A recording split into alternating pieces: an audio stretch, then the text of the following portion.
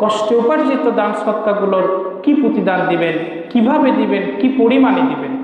প্রিয় উপস্থিতি, সর্বপ্রথম এ কথা বলতে গেলে সূরা বাকারার 261 নম্বর আয়াতটি চলে আসে, যেখানে আল্লাহ রাব্বুল ইজ্জত কথাটাকে এভাবে বলেছেন। আল্লাহ রাব্বুল আলামিন বলেন, মাসালুল লাযীনা ইউনফিকুনা আমওয়ালাহুম ফি সাবিলিল্লাহি কামাসালি হাববাতিন আমবাতাত সাবআ সানাবিলা ফি কুল্লি সুম্বুলাতিন মিআতু হাব্বা ওয়াল্লাহু ইউদাঈফু লিমান ইয়াশা ওয়াল্লাহু ওয়াসিউন আলীম। সূরা বাকারার আয়াতে আল্লাহ বলছেন, মাসালুল লাযীনা ইউনফিকুনা, ওই সমস্ত ব্যক্তিদের দৃষ্টান্ত শোনো যারা ইউনফিকুনা দান সদকা করে, আমওয়ালাহুম তাদের কষ্টে উপার্জিত সম্পদকে, টাকা পয়সাকে, ফি সাবিলিল্লাহি আল্লাহর রাস্তায়, কামাসালি হাব্বাতিন তাদের দৃষ্টান্ত হচ্ছে মাসালি হাব্বাতিন একটা শস্য দানার মতো, আমবাতাত সাবআ সানাবিলা যেই শস্য দানা থেকে 7টি শীষ বের হয়, ফি কুল্লি সুম্বুলাতিন মিআতু হাব্বা আবার প্রত্যেকটা শীষের ভিতরে নতুন করে 100টা দানা তৈরি হয়। ওয়াল্লাহু ইউদাঈফু লিমান ইয়াশা ওয়াল্লাহু ওয়াসিউন আলীম। আল্লাহ দৃষ্টান্ত দিলেন সর্বপ্রথম আয়াতের ভিতরে। আল্লাহ বলছেন যে আমওয়ালাহুম মানুষের হাতের কামাই কষ্টে উপার্জিত পয়সা যারা আল্লাহর রাস্তায় ফি সাবিলিল্লাহ যারা ব্যয় করে, তাদের দৃষ্টান্ত হচ্ছে একটা শস্য দানার মতো, যে শস্য দানাটা সর্বপ্রথম মাটিতে বপন করার পরে সেখান থেকে যে গাছ হয়, সেখানে 7টি শীষ হয়। 7টি কি হয়? শীষ হয়। ওই প্রত্যেকটা শীষের ভিতরে আবার নতুন করে 100টা দানা গজায়, নতুন করে 100টা দানা গজায়। এভাবে একটি শস্য দানা থেকে যেভাবে আল্লাহ রাব্বুল ইজ্জত এরকম অসংখ্য দানা তৈরি করলেন, সেই দানার দৃষ্টান্ত হচ্ছে যারা আল্লাহর রাস্তায় দান সদকা করে তাদের কষ্টে উপার্জিত সম্পদকে। দেখেন আল্লাহ উদাহরণ দিয়ে বোঝাচ্ছেন যে এটা গাণিতিক হারে নয়, জ্যামিতিক হারে বৃদ্ধি হয়। আমাদের গণিতের একটা নিয়ম আছে, সেটা হচ্ছে 1-এর পরে কি 2, 2-এর পরে 3, তারপরে 4, এভাবে যে বৃদ্ধি হয় এটাকে বলা হয় গাণিতিক হারে বৃদ্ধি। গাণিতিক হারে বৃদ্ধি 1, 2, 3, 4, 5 এভাবে বৃদ্ধি হচ্ছে। আপনি 1 থেকে যদি 100 পর্যন্ত বৃদ্ধি করতে চান, আপনাকে ওই এক এক করে যোগ করেই করতে হবে। আর জ্যামিতিক হারে বৃদ্ধির অর্থ হচ্ছে 1-এর পরে 2, 2-এর পরে 2-এর ডাবল কত? 4, আবার 4-এর ডাবল কত? 8, 8-এর ডাবল 16। তো এভাবে আপনি 1-এর পরে যদি এক করে বৃদ্ধি করতে যান, 100 পর্যন্ত বৃদ্ধি করতে আপনাকে একটা কথার কথা, কেউ যদি বলে যে তুমি আমার এখানে যদি কাজ করো, উদাহরণস্বরূপ 1 ঘন্টা পারপাসে তোমাকে $1 করে দেওয়া হবে, তাহলে আপনাকে $100 ইনকাম করতে গেলে 100টা ঘন্টা আপনাকে ব্যয় করতে হচ্ছে। আর কেউ যদি বলে যে না আমরা জ্যামিতিক হারে দেব, তাহলে সেক্ষেত্রে $100 হতে কিন্তু খুব বেশি কষ্ট করতে হয় না। আল্লাহ রাব্বুল ইজ্জত সূরা বাকারার এই আয়াতে একটা শস্য দানার সাথে উদাহরণ দিয়ে বুঝাইতে চাইলেন, তোমরা যে কষ্ট উপার্জিত সম্পদগুলোকে আল্লাহর রাস্তায় ব্যয় করো, মনে করো না যে এটা হারিয়ে গেছে। এটা আল্লাহ রাব্বুল ইজ্জত গাণিতিক হারে নয়, জ্যামিতিক হারে বৃদ্ধি করে আখিরাতে তোমাদেরকে দিয়ে দেবে। সুবহানাল্লাহি বিহামদিহি। এরপরে আল্লাহ বলতেছেন এখানেই শেষ নয়, ওয়াল্লাহু ইউদাঈফু লিমান ইয়াশা ওয়াল্লাহু ওয়াসিউন আলীম। আল্লাহ বলছেন এই যে জ্যামিতিক হারে একটি টাকা দান করার পরিবর্তে সেখান থেকে 7টি শীষ, আবার সেখান থেকে আরো 100, এই যে হিসাবটা তোমাদেরকে দিলাম, আমি সব সময় এরকম হিসাব করে সওয়াব দেই না। কখনো কখনো ইউদাঈফু লিমান ইয়াশা, আমি কোনো বান্দাকে যদি চাই তাহলে তাকে অসংখ্য অগণিত গণনা ব্যতীত সওয়াব দিয়ে দে। সুবহানাল্লাহি বিহামদিহি। আল্লাহু ইউদাঈফু লিমান ইয়াশা। আল্লাহ বলছেন যে কোনো বান্দা যখন দান করে, হোক না সেটা 10 টাকা, তার মনের মধ্যে যদি সাচ্চা নিয়ত থাকে, একটা স্বচ্ছ সম্পদ থেকে যদি সেটা সে দান করে সাচ্চা নিয়ত নিয়ে, তাহলে আমি এইরকম হিসাবের বাহিরে গিয়ে কখনো কখনো আমি তাকে সওয়াব দিয়ে দিই। আর আল্লাহু ওয়াসিউন আলীম, আল্লাহর এই প্রতিদান দেওয়ার ক্ষেত্রে আল্লাহর ভান্ডারে কোনো কমতি নেই। ওয়াসিআ, একটা অফুরন্ত ভান্ডার, প্রাচুর্যময় তোমাদের রব। সুতরাং তোমাদেরকে সব প্রতিদান দেওয়ার ক্ষেত্রে এমন নয় যে এই গনে গনে প্রতিদান দিলে শেষ হয়ে যাবে, এমন নয়। প্রাচুর্যময় তোমাদের রব। প্রিয় উপস্থিতি, এজন্য আমরা যা দান সৎকার করি এটা হারিয়ে যায় না, এটা কি হয়, থেকেই যায়। আমাদের নিয়তের উপরে বেসিস করে সেটার প্রতিদান দেওয়া হবে।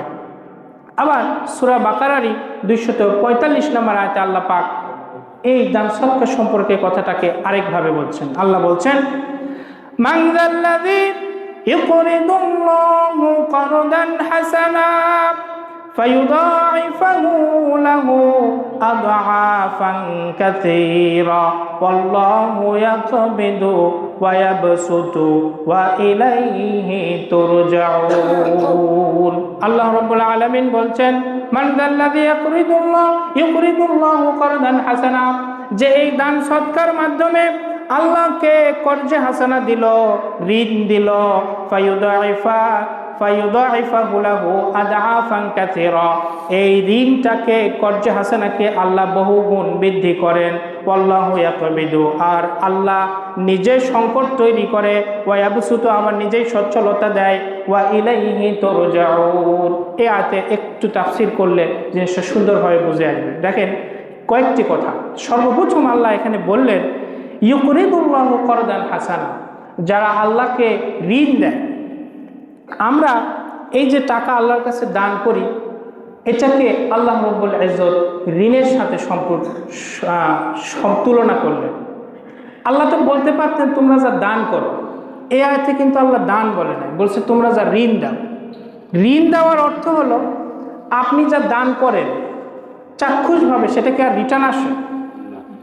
আমি ধরেন 10 টাকা মসজিদে দিলাম, আমি তো আবার দাবি করতে পারবো না যে দুপুরে দিয়েছিলাম ওটা আমাকে দিয়ে দাও, দাবি করা যাবে? কিন্তু আমি যদি আপনাকে 10 টাকা ঋণ দেই, তাহলে তো ওটা আবার আমার কাছে ব্যাক আসবে।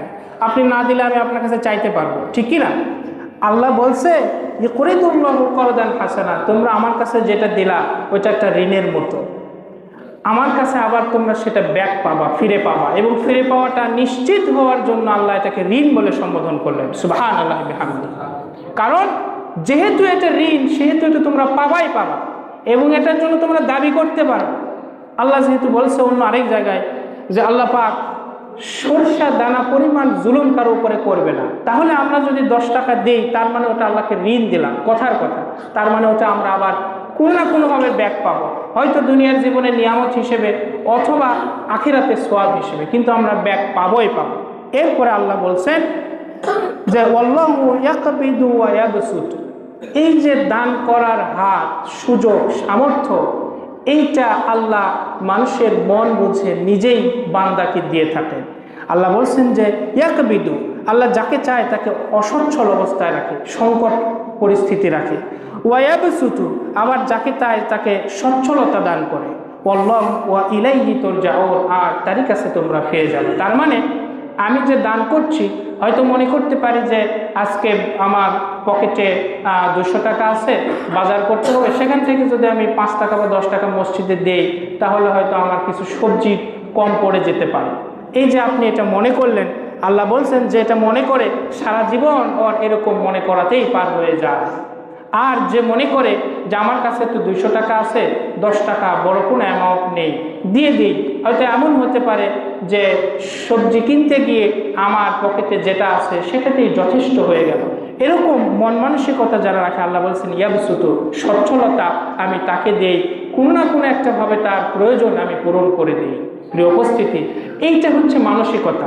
ইয়াকবিদু ওয়া ইয়াবসুতু, আমাদের মন মানসিকতা আমরা যদি সংকীর্ণ রাখি আজীবন থাকে, আর যদি আমি সচ্ছলতার মানসিকতা নিয়ে থাকি, আল্লাহ পাক সেভাবেই আমার আপনার সাথে আচরণ করে ফেলবেন। প্রিয় উপস্থিতি, আবার দেখেন আমি শুধুমাত্র কয়েকটি আয়াত আপনাদের সামনে একটু তাফসীর করার চেষ্টা করছি।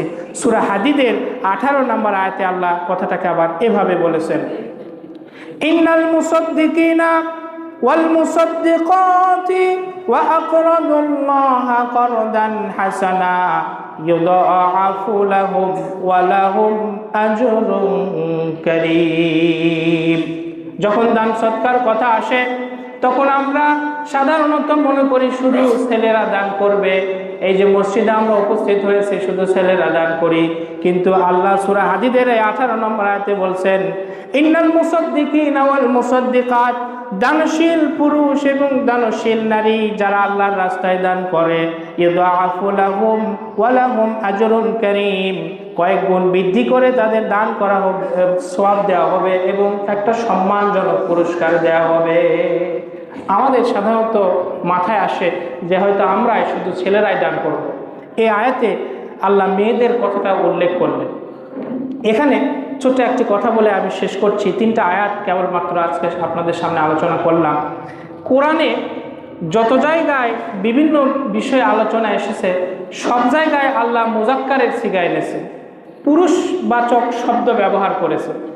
তো মুফাসসিরিনে কেরাম লিখেছেন যে এই পুরুষবাচক শব্দের ভিতরেই নারীরা লুকায়িত আছে, নারীরা লুকায়িত আছে।